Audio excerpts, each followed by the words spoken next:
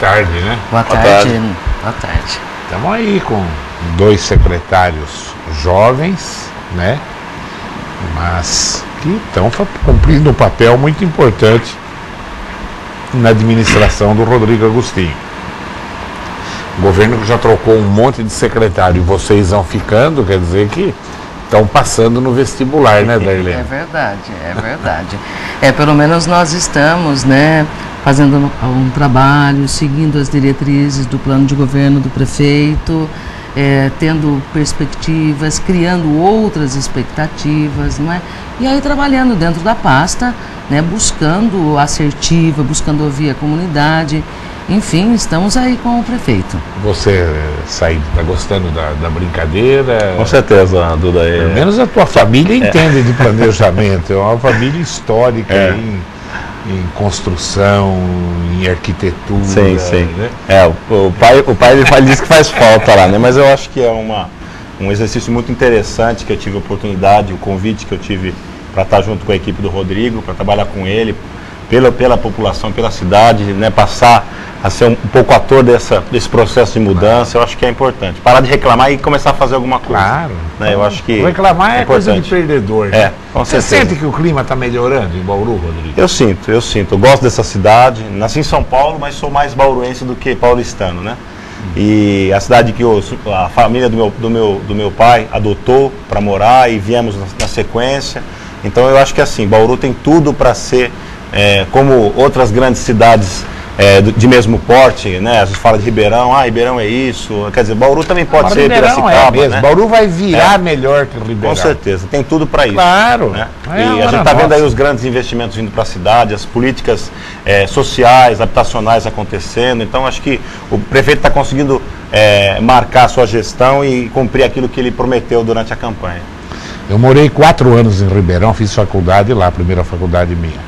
Quando eu saí de lá, saí aos prantos. Achei que nunca mais eu ia achar uma cidade como Ribeirão. E já naquela época, Ribeirão tem um padrão cultural maravilhoso. Mas eu acho que Bauru hoje é a cidade emergente do Brasil, não é nem do estado de São Paulo. Você vê que tudo quanto é lugar aparece de Bauru aí, entre as 20 primeiras, né, Rodrigo? A gente vê grandes empresas procurando a cidade. Claro. Né? Eu acho que muita gente tem Bauru como referência na região também. Darlene e a SEBS, como está? Você que é do ramo, né? A vida inteira você ficou em torno de assistente social. É verdade. Se você não conhecer aquilo lá, eu que não vou conhecer também, viu, Darlene? É verdade. Eu tive uma boa escola, começando pelo Prevê, com certeza. Saíde não foi aluno, não. Só vem aluno do Prevê. Tá aqui, você fez interativo? Quem São José. O São José. Eu penso assim, muito importante. A SEBS, o ano passado, teve em atendimento, agregando toda a rede social, mais de 119 mil atendimentos. Em todo o complexo, a complexidade que é a rede socioassistencial.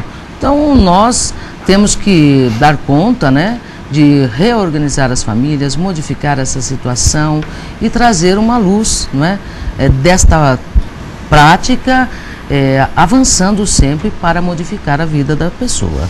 Não é brincadeira ser hoje uma secretária de bem-estar social com tanto problema social que tem esse país, né, Darlene? Na verdade, nós temos assim, que está reestruturando, né, e planejar. O planejamento é essencial, porque quando nós planejamos o dinheiro, nós planejamos as ações, nós temos uma rede forte, nós temos a referência, que são os CRAS, então nós referenciamos os territórios e isso traz um grande benefício, porque nós sabemos o valor que precisa para aquele atendimento e aí vai atendendo a população, modificando, porque o feedback da assistência social é justamente emprego e renda. Então, como que fazemos isso, não é? Hoje nós temos uma indústria, um comércio necessitando de empregados capacitados, e como nós estamos fazendo?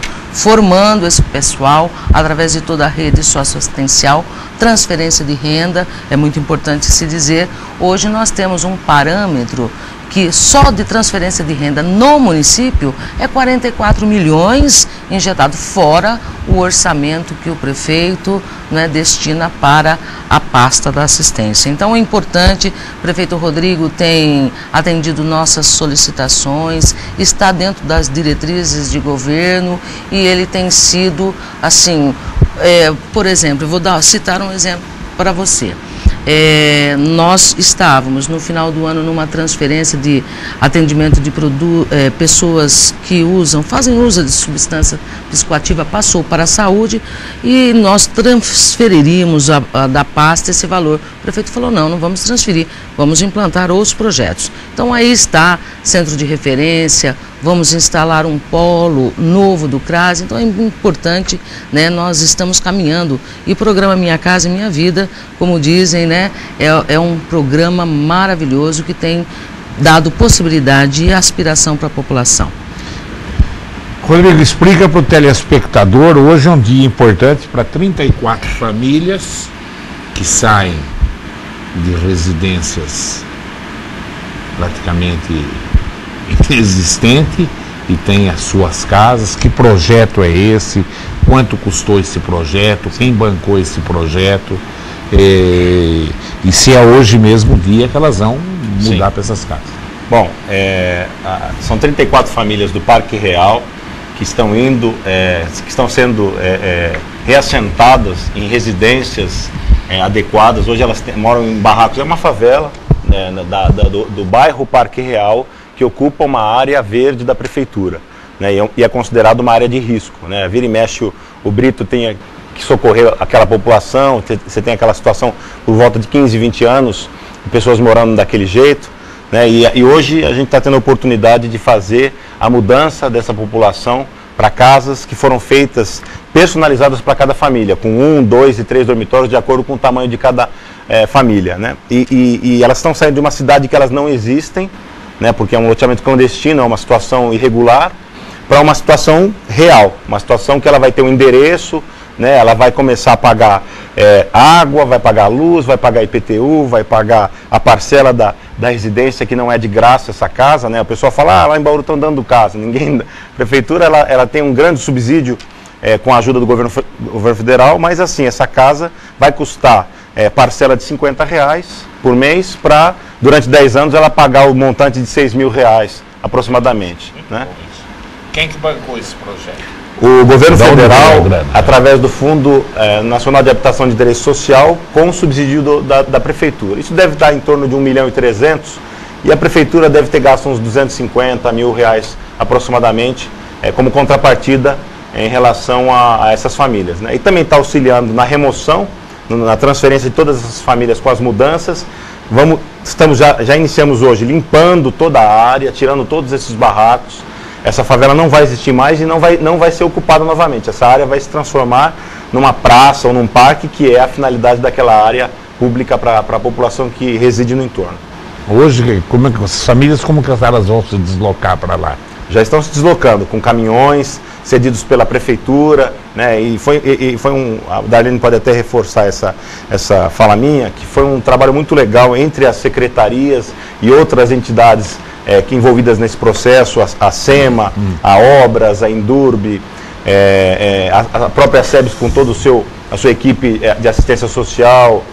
Nós temos a Fundato, que é a empresa que ganhou a licitação para fazer o projeto social junto com a entrega dessas casas, o Corpo de Bombeiros, a CPFL, a Polícia Militar. Então, o DAI, todas essas, por exemplo, o DAI cortando as redes, a CPFL cortando as ligações, os gatos, para a gente fazer tudo de maneira tranquila.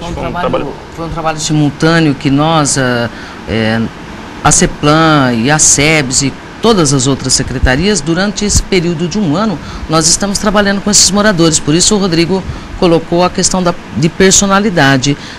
Foi casas feitas exatamente para aquele morador. Então são 34 famílias, 116 moradores, né? Todos com as suas muito diferenças. Por exemplo, foi colocado na de 3 quartos a família que precisava, de 2 e assim por diante, consecutivamente. Então foi feito um trabalho durante o ano de 2009 e o ano de 2010, começou com cursos, tanto que agora nós estamos em franca execução, porque não é só retirá-los, mudar, né? Nós estamos no curso de informática, curso de cabeleireiro, curso de panificação, nós temos um trabalho através do CRAS, com uma entidade que é a Fundato, não é? Que ganhou a licitação do projeto técnico social elaborado por nós, na Secretaria do Bem-Estar Social.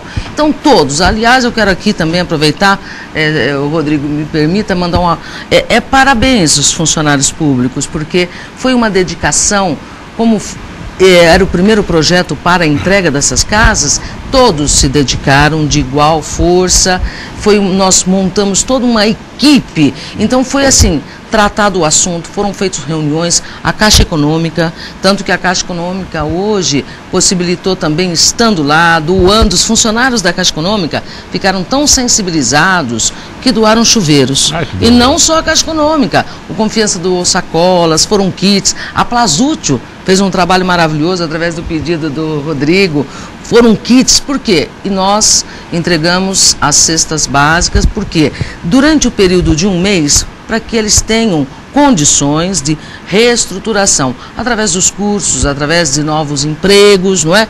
E nós fizemos uma pesquisa em 2009 que nós vamos estar atualizando agora em 2011 para ver o impacto dessa situação. Rodrigo, é muito importante a construção dessa praça logo, porque há o risco de novas invasões. Novas invasões, não é isso? A SEMA, aliás, isso aqui em Bauru já aconteceu algumas vezes, né? Sim, nós estamos muito atentos a isso, Duda, no sentido de que está até previsto para o fim de semana, junto à comunidade do bairro Parque Real, fazer um plantio coletivo de árvores, né? Na verdade vai depender da finalização dos trabalhos, retirada dos entulhos, de todos aqueles barracos que ali estavam instalados, para poder realmente aquela área não ser invadida novamente, senão a gente fica enxugando gelo, né? Claro. A gente faz uma situação aqui, daqui a pouco invade ali, eu vou ganhar uma casa porque eu invadi, na verdade a gente está... Vira a indústria da invasão, em parte, né? Direcionando as casas do Minha Casa Minha Vida para desfavelamento em área de risco, né, porque todas as favelas, tem favelas aqui que são passíveis de urbanização e a prefeitura também está trabalhando nesse sentido. E ali por perto tem escola? Sim, temos a IMF Valdomiro Fantini, temos um CRAS, né? A Fundato está ali conosco no prédio da Atenge, nós estamos ali. Então está totalmente referenciado de atendimento para esses moradores e não só para eles, né? Para os demais dos bairros. Dailene, fala sobre os CRAS. Olha, nós atualmente temos 7 CRAS distribuídos e descentralizados na cidade de Bauru. Vamos agora, não é, até hoje em conversa com o nosso prefeito, vai estar disponibilizando um polo do Jardim Godoy lá na Vila Garcia. É importante essa atuação porque o CRAS acaba referenciando os programas de governo federal, governo estadual e os municipais, e é muito importante então esse atendimento estar próximo da população, porque existe um acompanhamento, não é, de toda essa população. Exemplo, o Ivone, nós temos um CRAS na Vila São Paulo que acaba referenciando aquela população. Isso é importante porque o que a população busca? Orientação, encaminhamento, é saúde, é educação, é assistência social, trabalhando de forma integrada, todo o fortalecimento da rede. E o mais importante, nós estamos no caminho com relação aos projetos da Petrobras e principalmente o projeto da Telefônica, no sentido de estar descentralizando todo esse tipo de atendimento para que as crianças, no período contrário da escola, tenham e possam estar frequentando. Então tem projetos com esporte, lazer e cultura, né, em parceria, e justamente onde será esse polo do 7º CRAS, que é o Jardim Godoy, nós vamos estar instalando junto com cultura, educação e principalmente um projeto que vem vindo aí, que é o Segundo Tempo. O Pedro Valentim, secretária Darlene Têndolo. No Brasil, mais de 600 mil beneficiados do programa Bolsa Família, eu ia te perguntar até, devolveram seus cartões às agências pelo fato de terem melhorado suas condições de vida. É verdade isso? É verdade, é verdade. Conforme a informação do Ministério da Ação Social do Governo Federal e publicado no canal Globo News da TV Paga. É verdade. Pergunto, aqui em Bauru já teve alguma devolução? Sim, aqui em Bauru já teve 3 devolução, tanto que nós assinamos, a pessoa recebe um certificado, né, que é impresso e entregue para essa família, parabenizando ela, porque é de uma lisura muito grande a pessoa ir lá na secretaria e fazer a devolução com todos os trâmites, aí ela recebe um certificado, está à disposição. É que normalmente as pessoas acabam não divulgando, então a gente passa esse número para o Ministério, mas Bauru, graças a Deus, teve essa questão e foi muito importante. Muito bom. Ele faz uma observação para mim. Professor, o secretário Ricardo de Oliveira cautelosamente deveria se afastar temporariamente das administrações regionais, até o término das investigações que irão checar se as graves denúncias são verídicas ou não. E um afastamento agora não tem nada a ver com uma possível culpa. Bom, aí todo mundo que for acusado tem que se afastar então, né Pedro, nessa ótica sua. Não sei, tá aí, a sugestão é do Pedro Valentim, para que o Ricardo se afaste até que se apure aquelas denúncias do Ricardo de Oliveira. Eu não enxergo assim, Pedro. Eu enxergo que se tiver culpa, sai correndo do campo para amenizar a coisa. Agora, se acusou o prefeito, ele tem que se afastar até apurar? Acusou um cidadão, ele tem que... Não, acho que não. Agora, está aberta a televisão para o Ricardo de Oliveira e para as pessoas também. A hora que, se quiser vir aqui falar para explicar, liga para a Nádia hoje, a TV Prevê está aberta para que realmente a cidade fique sabendo dessa denúncia do jornal Bom Dia hoje, onde 4 pessoas registraram queixa contra o Ricardo de Oliveira, dizendo que ele exigia que funcionários do CEAR trabalhassem na campanha dele. Quem não trabalhou, perdeu o cargo. É isso que o jornal fala, não é? É isso que nós conhecemos. Tá.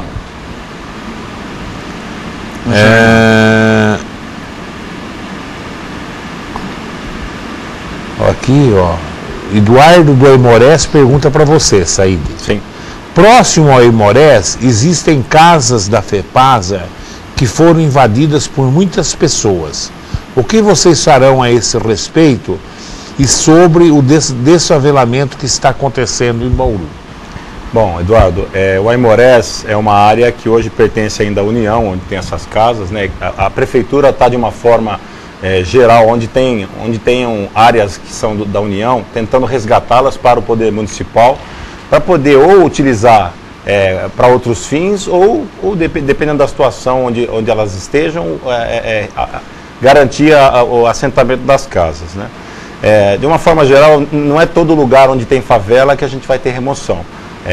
Algumas favelas como Nicéia ou Ferradura, a gente está trabalhando questões de urbanização e também regularização da terra, ou seja, a posse da área daquelas pessoas, de fato, para que elas possam ter um endereço correto, a prefeitura possa fazer os investimentos necessários, principalmente nas áreas públicas, né? E as áreas públicas que estão invadidas, a gente procura verificar se aquela população tem que ser retirada ou se muda a destinação dessa área para que elas possam ser assentadas naquele local e se urbanizar, né? A gente tem que trabalhar de uma forma bem séria para a gente não ficar enxugando gelo, como eu falei. A gente faz uma desfavela um lugar aqui e aí daqui a pouco aparece outro local novo. A gente tem a ideia de trabalhar a CEPLAN com a SEBS, Defesa Civil, para, junto com a Polícia Militar também, ter um trabalho integrado voltado para algumas áreas onde a gente verifique focos novos, de a gente de alguma forma tentar evitar que essas novas residências, esses barracos apareçam, né? Essa é a ideia.